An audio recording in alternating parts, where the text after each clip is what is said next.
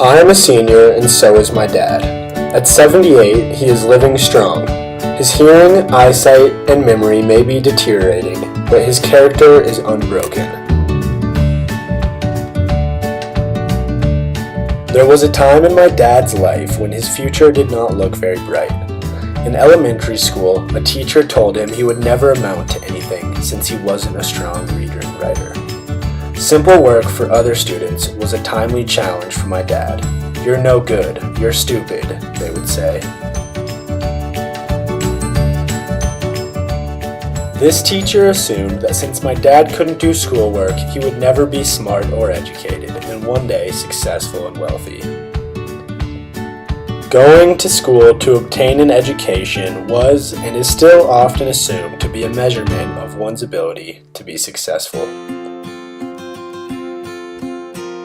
Education is derived from the Latin word educo, which means to educe, to draw out, to develop from within. This teacher was not helping my dad develop from within. Instead, she was only destroying his confidence.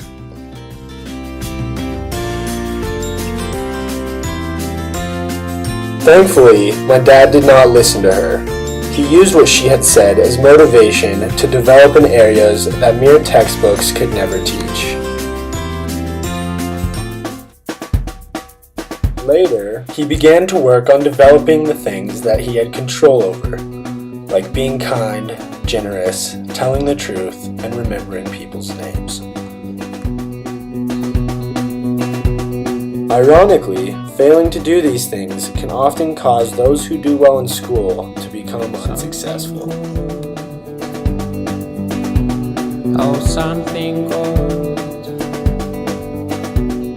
Dyslexia made him a bad reader and writer, but gave him the power to never quit.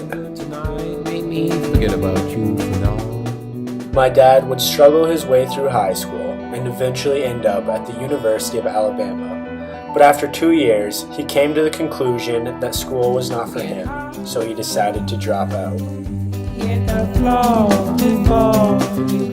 For 3 whole years, he did not see a movie, have a beer, eat at a restaurant, go on a date, or buy anything he did not absolutely need.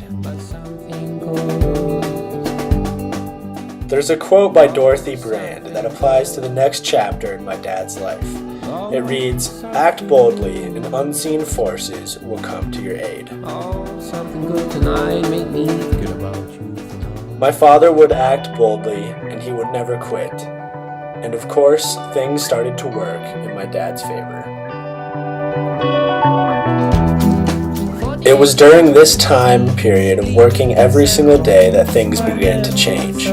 My dad quickly worked his way up from building houses to owning his own real estate company. Despite my father's lack of formal schooling, he has completed the Ironman 7 times, gotten married, created and managed his own real estate company, and has shared his wealth with those who have been less fortunate, all while staring adversity right in its eyes. When others said he couldn't, he'd say, "I can and I will." This man cherishes each moment. I have always known that my father will probably pass before I am a complete person. His proximity to death has taught me to value time.